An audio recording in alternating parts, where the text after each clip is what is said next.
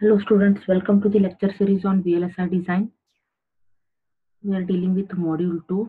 This is Meenakshi Thorse, Department of ECE, KLS VTIT, Haliyad.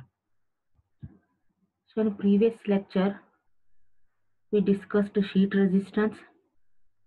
We calculated the resistance for a transistor channel and we calculated resistance for NMOS inverter and CMOS inverter. So in this lecture, we'll study parasitic capacitances in MOS device, standard unit of capacitance, square CG. We'll calculate capacitance for MOS layers and the multi-layer structures and what is a delay unit. So we'll begin with the first concept.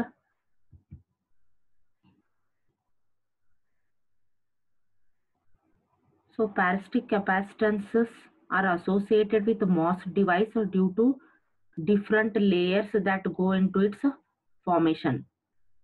So understanding the source of parasitics is an essential part of a design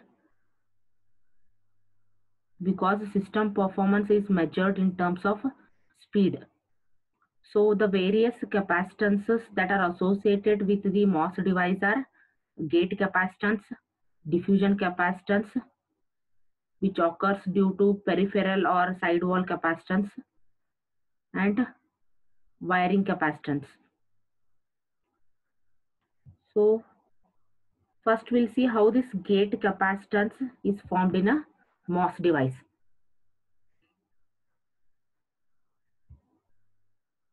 So as you know, various conducting layers in the MOS device are separated from the substrate and other layers by an insulating layer, that is SiO2, leading to the formation of an parallel capacitor. If the thickness of an silicon dioxide, that is SiO2, is known, then we can calculate the capacitance. So the gate capacitance is therefore standardized so that we can move from one technology to the other technology conveniently.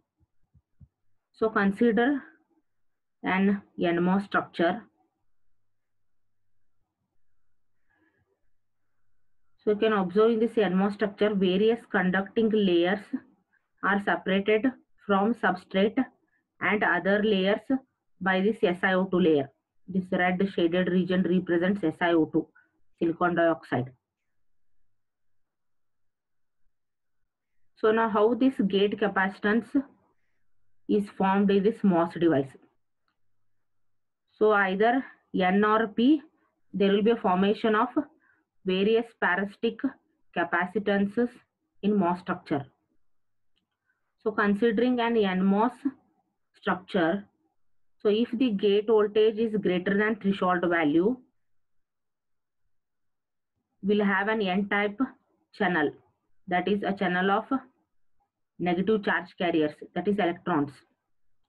So when you apply a positive voltage at a gate which is greater than threshold value, we'll have positive charge carriers at gate terminal and holes in the substrate will be repelled and will be having a N-type channel formed. So this encircled region, if you expand it, this resembles a capacitor. So if you apply positive voltage at gate, we have positive charges here on this plate. Below gate we have an SiO2 which acts as an insulating layer, and if the voltage is greater than threshold value, a N-type channel is formed. So a capacitor is formed here. Similarly, we'll have a capacitance from gate to source region, CGS, gate to source capacitance. Similarly, we'll have a capacitance from gate to drain terminal here, CGD, gate to drain capacitance, and we'll have a capacitance from gate to bulk region. Therefore, total gate capacitance is gate to source capacitance plus gate to drain capacitance plus gate to bulk capacitance. contributes for total gate capacitance Cg. And this CSB and CDB will be discussing in few minutes. So gate capacitance is CGS plus CGD plus CGB. So the next parasitic capacitance formed in MOS device is a diffusion capacitance or peripheral or sidewall capacitance. So considering an N structure, for NMOS, source and drain are N-type, which are formed on a P substrate. Similarly, if you consider a PMOS device, source and drain will be of P-type and they will be formed on a N substrate. So this is the first point listed here. Source and drain in NMOS is formed on a P substrate. Source and drain in PMOS is of P-type, which will be formed on N substrate.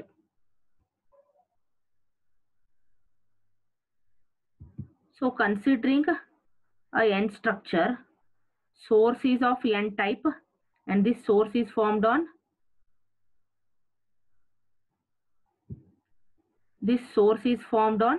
P substrate. So source to substrate, we have an PN junction formed, that is a diode, and this diode contributes for this peripheral capacitance CSB, source to bulk capacitance. Similarly, in this NMOS structure, drain is also of N-type, which is formed on P substrate. So we have one more PN junction formed here across drain substrate, nothing but a diode formed across drain substrate junction, and this gives rise to one more peripheral capacitance, that is CDB. So we'll have two peripheral or sidewall capacitance, that is drain to bulk capacitance and source to bulk capacitance.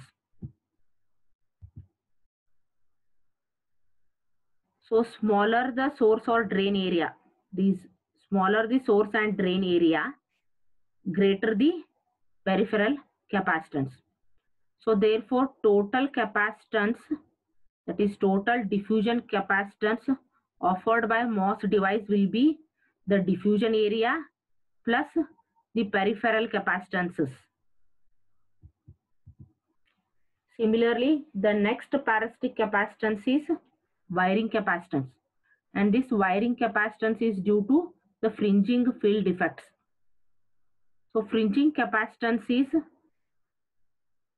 due to parallel metal lines running across the chip for power connection. Suppose in a chip you have two metal lines passing parallelly, so this will create an parasitic capacitance known as fringing capacitance, which contributes for wiring capacitance, and this capacitance value will depend on length, thickness and distance between the wire and the substrate.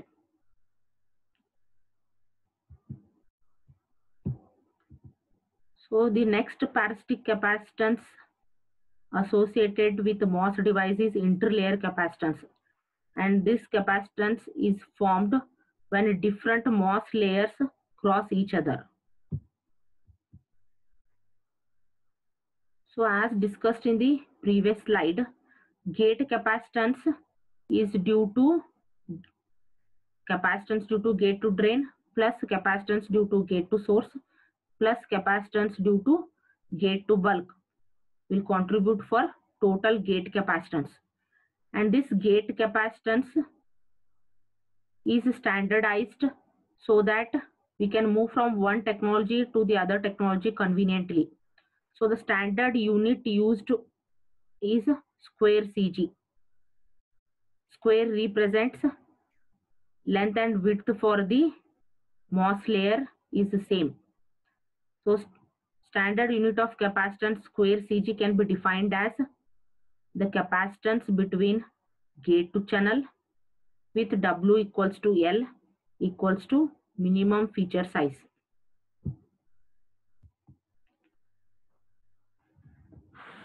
So So various capacitance values for different MOS layers are listed in this table for 3 different technologies. For 5 micrometer, second column is for 2 micrometer technology, and the third column is for 1.2 micrometer technology. So the values in the bracket are the relative values. So relative values means these values are in terms of square CG, and these values outside bracket are the values in picofarad. So gate to channel capacitance for 5 micrometer technology is 4 picofarad into 10 raised to minus 4 per micrometer square, or it is 1 CG, 1 square CG. Similarly, for diffusion, the relative value is 0.25 square CG, and in picofarad it is 1. Similarly, for polysilicon, it is 0.4 picofarad or 0.1 CG. Metal 1 to substrate, it is 0.3 picofarad or 0.075 CG. Metal 2 to substrate, 0.2 picofarad or 0.05 CG. Metal to metal 1, the value is 0.4 picofarad or 0.1 CG. Metal 2 to polysilicon, 0.3 picofarad or 0.075 CG. So all these relative values within the bracket are in terms of square CG. Second column gives you capacitance values for 2 micrometer technology. Similarly, third column is for 1.2 micrometer technology for various MOS layers. And these values are required when we estimate capacitance for multi-layer structures or various MOS layer. Similarly, diffusion capacitance, as discussed in the previous slide, it is due to area of diffusion plus the peripheral or sidewall capacitance, that is source to substrate will give rise to a sidewall capacitance, drain to substrate will give rise to one more sidewall capacitance. So these two, sidewall or peripheral capacitance plus diffusion area, is the total diffusion capacitance. So these values are listed for 3 technologies in terms of picofarad.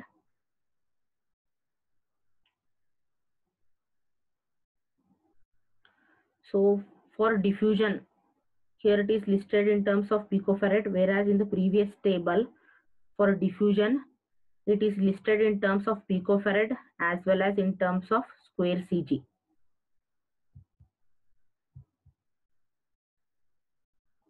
So now let us calculate the standard gate capacitance value, that is the square CG value for 5 micrometer technology,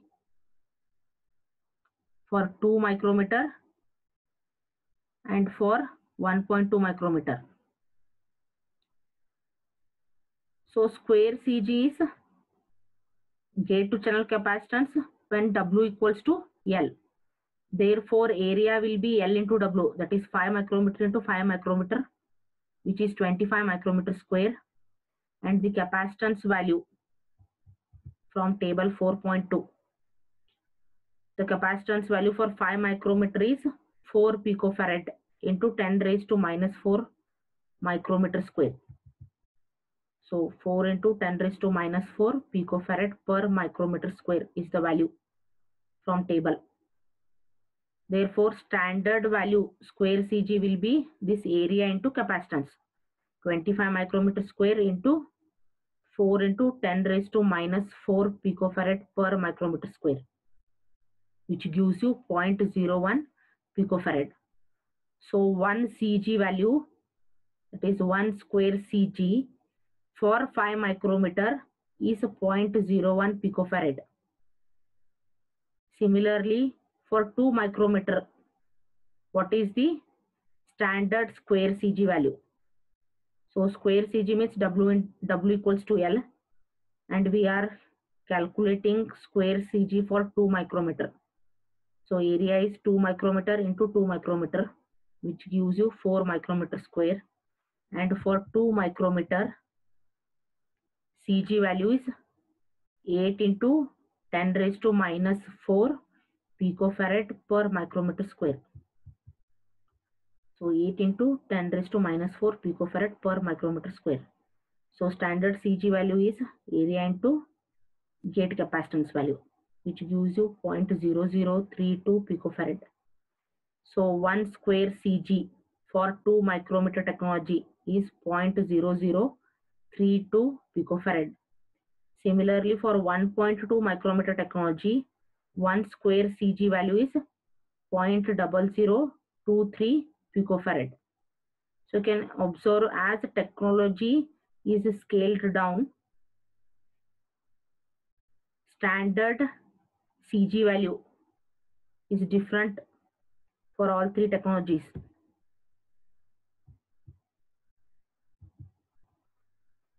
So what is a delay unit?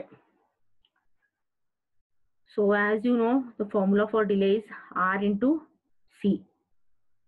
So delay unit is defined as a standard gate area capacitance that is being charged through one N channel resistance.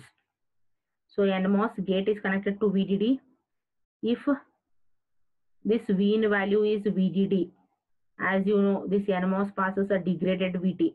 So this capacitor gets charged to VDD minus VT value.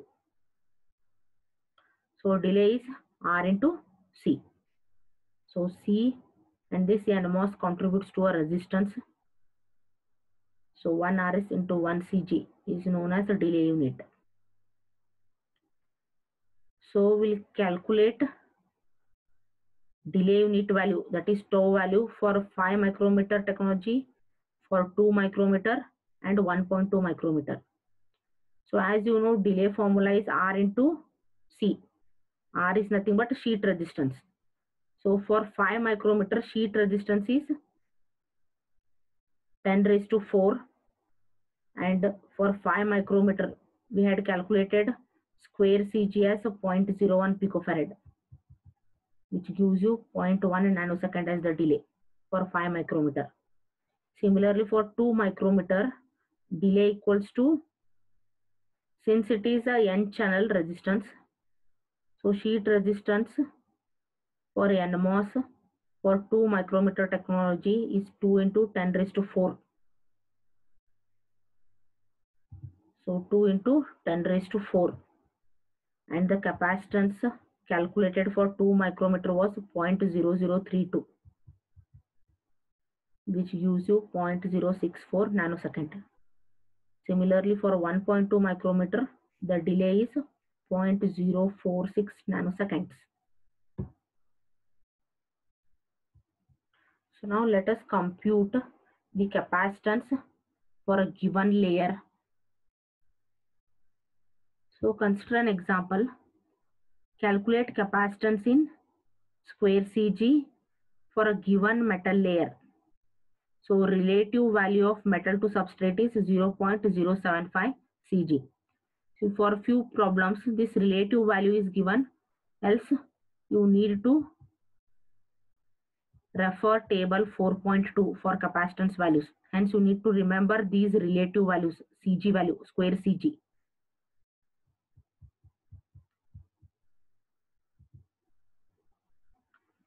So the given layer is a metal layer and we need to compute the capacitance offered by this metal layer. So capacitance offered by this metal layer is relative area of metal into relative C value. So how to calculate relative area? So relative area is nothing but area of MOS layer given divided by the standard gate area. So this metal layer is given here, whose width into length is 50 lambda into 3 lambda, and the standard gate area as per lambda based rules is 2 lambda cross 2 lambda, and the relative value for metal is 0.075 Cg. You can refer table 4.2 also. You can cross verify. Relative value for metal 1 is 0.075 Cg.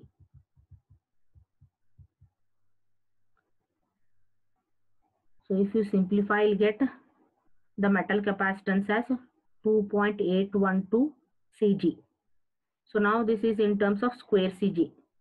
You can convert it into picofarads also. As you know, 1 Cg for 5 micrometer technology is 0.01 picofarad. To convert Cg to picofarad, I have considered 5 micrometer technology. And for 5 micrometer, 1 Cg is 0.01 picofarad. So 2.812 into 0.01 picofarad will give you 0.02812 picofarad. Similarly, in the next example, they asked you to calculate the capacitance in Cg for a given layer. So first, assuming the area to be polysilicon, assuming the area to be N diffusion, and third case, assuming the area to be metal 1.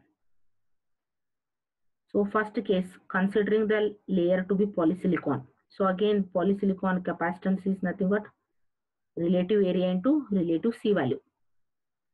So area of this layer given is 20 lambda into 3 lambda, and the standard area is 2 lambda into 2 lambda. For this relative C value, since it is polysilicon layer, refer the table 4.2. Polysilicon relative value is 0.1 Cg. So once you substitute and simplify, you'll get 1.5 square Cg as the answer. Convert it to picofarad. Again, 1 Cg for 5 micrometer technology is 0.01 picofarad. So once you simplify, you'll get polysilicon capacitance as 0.015 picofarad.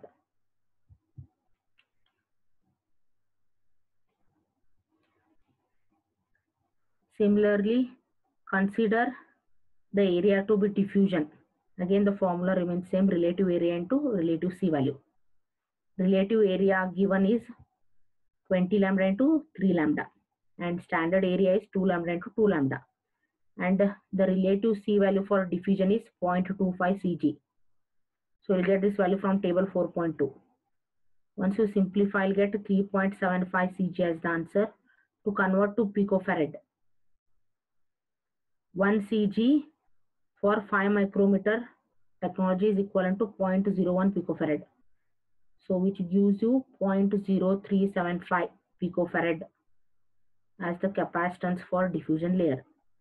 Similarly, you can analyze it for metal 1.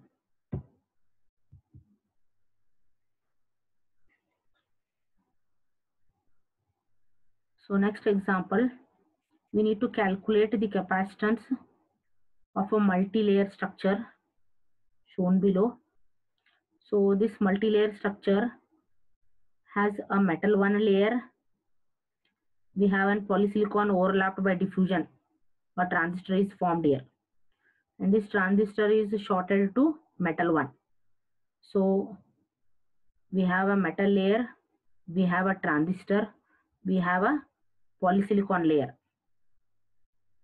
So all these three layers contribute to total capacitance, and length and width of these layers is given. So first let us calculate metal capacitance. So this square area, here there is overlapping of metal and polysilicon. Either you can consider this area as part of metal or part of polysilicon. So in this solution, I have considered this overlapping region to be only polysilicon. So overlapping of diffusion and polysilicon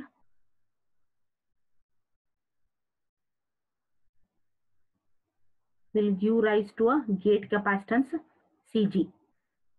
If your transistor formed, then you will have a gate capacitance Cg, whose value is 1 Cg.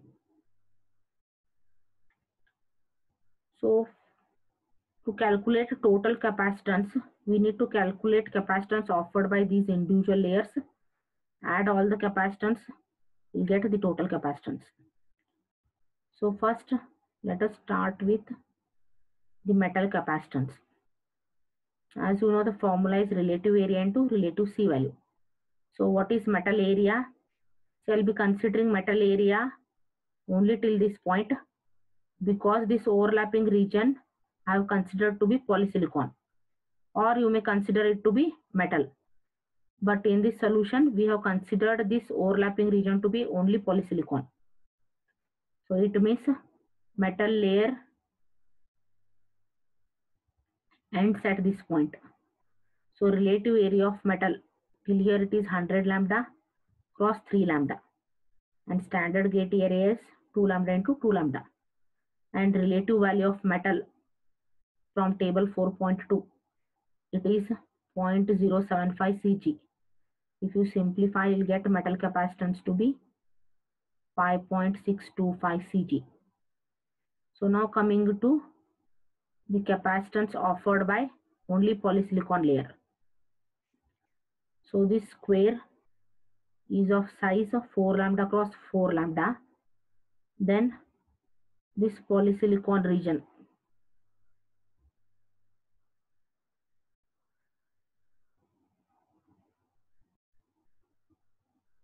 this polysilicon layer, you can observe this horizontal distance is 2 lambda and this vertical distance is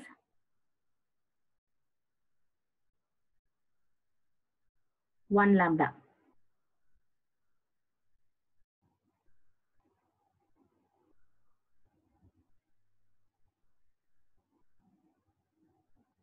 Similarly, we have a polysilicon layer here, so whose vertical distance is 2 lambda.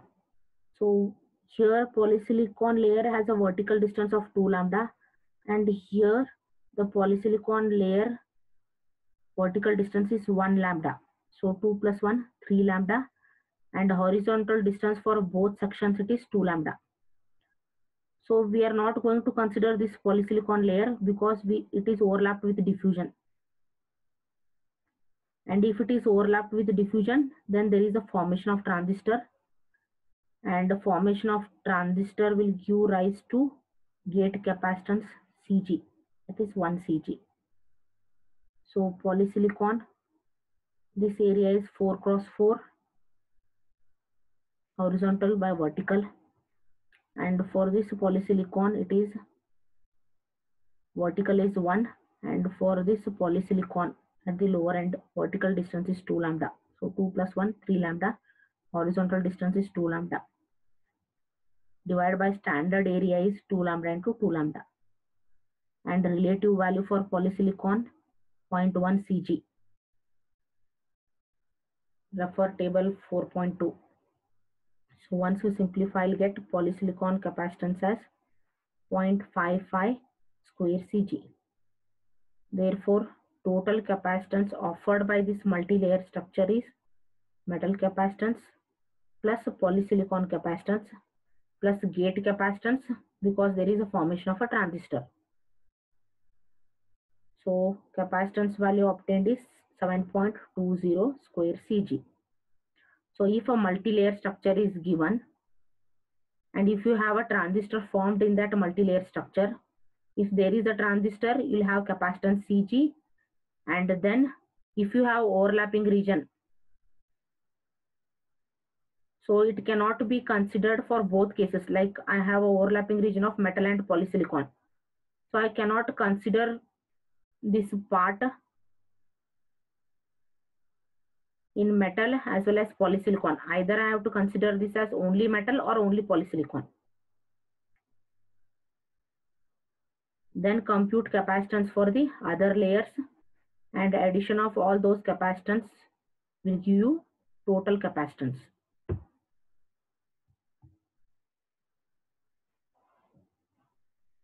So next example,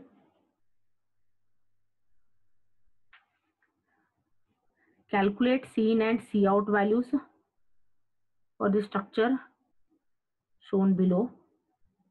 So layout is given as well as its stick diagram representation. So the first layer offers a C in capacitance and the second layer will offer a C out capacitance. As you can observe, this layer is metal 1 and vertical lines. This layer represents metal 1. So this region, a contact is used when two layers overlap. So metal overlap with polysilicon here. So we have a metal layer, we have a polysilicon layer. Polysilicon is overlapped with diffusion, so we have a transistor. So we need to compute metal capacitance, we need to compute polysilicon capacitance. Since we have a transistor, we'll have a gate capacitance.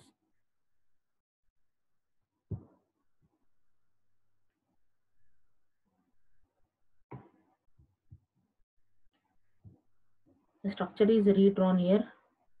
So this metal layer is given till this contact, it is 50 lambda. The size of contact is 4 lambda cross 4 lambda. And this size of metal is 50 lambda. Here the vertical size is 3 lambda. Spacing between metal and diffusion is 2 lambda. Vertical distance of this diffusion is 2 lambda. So if you consider the contact, the outer box size is 4 lambda cross 4 lambda. Contact and this black color shaded region, contact cut, its size will be 2 lambda as per lambda based rules. So this is 2 lambda. So on all four sides it will be extended by 1 lambda. So 2 lambda, this extension is 1 lambda, this extension is 1 lambda. So total 4 lambda horizontal. Similarly, if you consider vertical, contact cut 2 lambda, this is 1 lambda, this is 1 lambda. So total 4. So below contact cut, we'll have 1 lambda. You can observe 1 lambda.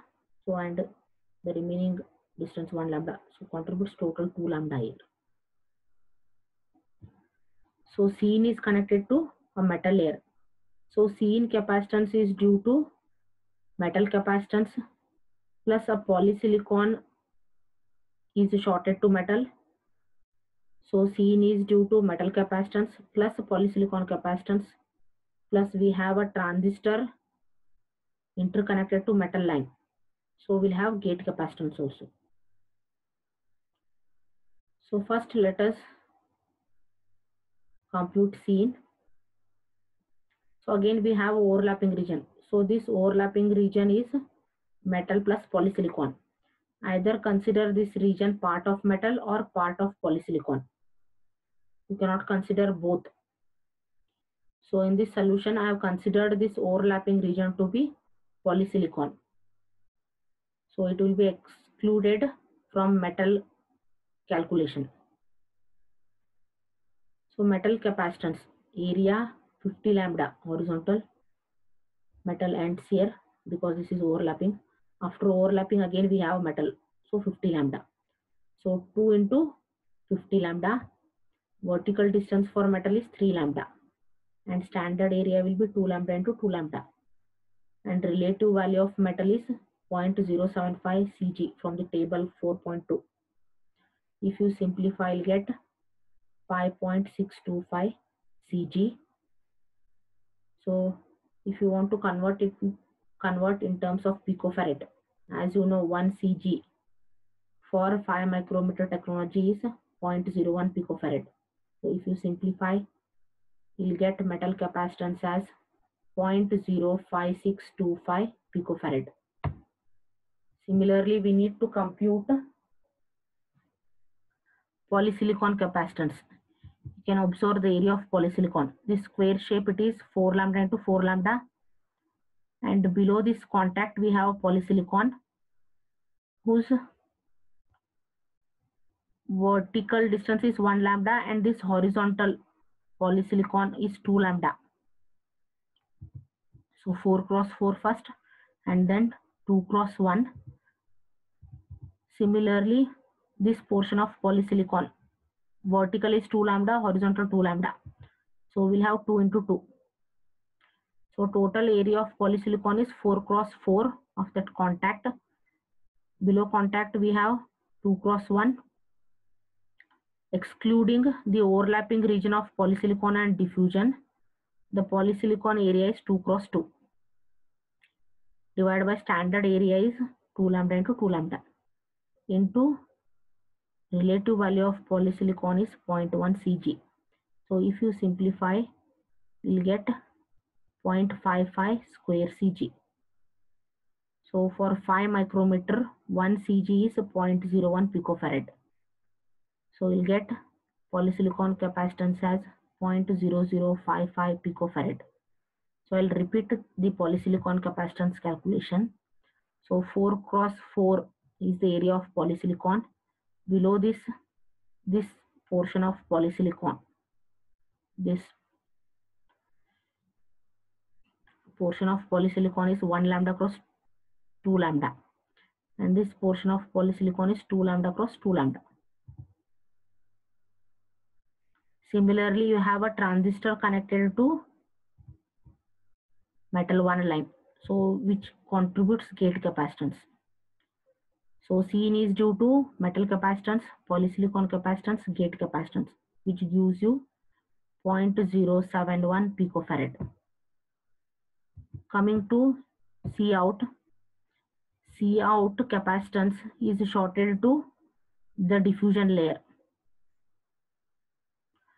So as discussed in the previous slide, diffusion capacitance, total diffusion capacitance is diffusion area plus the peripheral capacitance.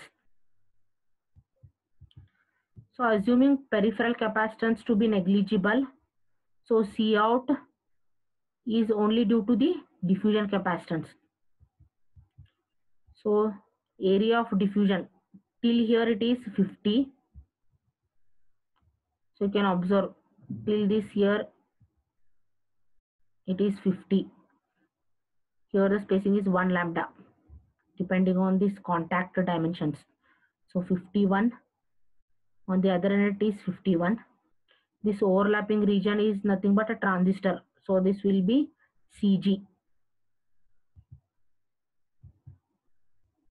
So diffusion area is 51 into 2 divided by standard area 2 lambda into 2 lambda, and the diffusion relative value is 0.25 Cg, which gives you Cout value of 6.375 square Cg.